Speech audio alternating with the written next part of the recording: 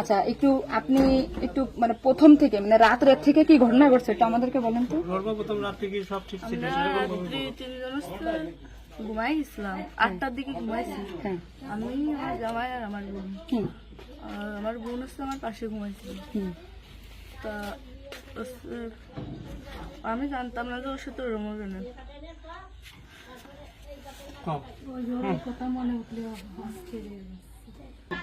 আপনার কথা শোনার জন্য বাংলাদেশের লক্ষ লক্ষ মানুষ অপেক্ষায় আছে যে আপনি আসলে যেখানে ছিলেন, আপনি যেহেতু বোন, আপনার বাড়ি যে হয়েছে ধর্ষণটা, সেহেতু আপনি তো মানে জায়গায় ঘরে ছিলেন, আপনি যা বলবেন সেটাই হবে। কিন্তু আপনি যদি এরকম ভুলভাল কথা বলেন তাহলে আসলে আপনার আপন বোন, বিষয়টা সেইভাবে আসলে বলতে হবে।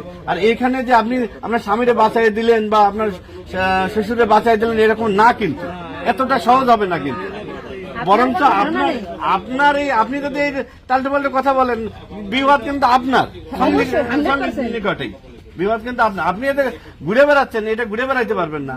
আপনি যদি এই কথা উল্টোপাল্টা বলেন, আমরা বাংলাদেশের লোক তো ডিপ্রেশনে চলে যাচ্ছে আপনার কথাই।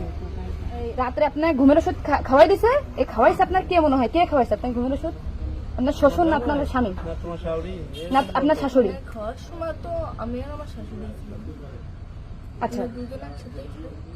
তা আপনার কি মনে হয় আপনার যেহেতু আপনি ওই বাড়িতে আপনার সংসার করছেন, আপনার মনে হয় কে খাওয়াইছে আপনাকে? মানে আপনার শাশুড়ি না আপনার শ্বশুর হতে পারে? আমার শাশুড়ি, শ্বশুর তো খাওয়ার সময় থাকে না, আমার শাশুড়ি তো থাকে। আর তাহলে আপনার কি মনে হচ্ছে আপনার এই ঘুমের ওষুধ আপনার শাশুড়ি খাওয়াইছে? কিন্তু আপনার শাশুড়ি যদি খাওয়াই থাকে তাহলে ধর্ষণটা আপনার শ্বশুর কিভাবে করলো? মানে ওনারা তো সবই জানে।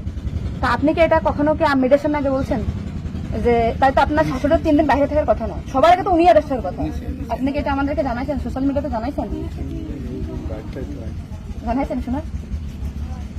এই যে আজকে আমরা হয়তো জানতে পারলাম যে আপনার ঘুমের বড়ি যে খাওয়াইছে বা ওষুধ খাওয়াইছে এটা আপনার শাশুড়ি খাওয়াইছে, তাই তো এদের পরিকল্পিত না, মানে পরিকল্পিত ছিল ওদের আগে থেকে। আপনার কি মনে হয়?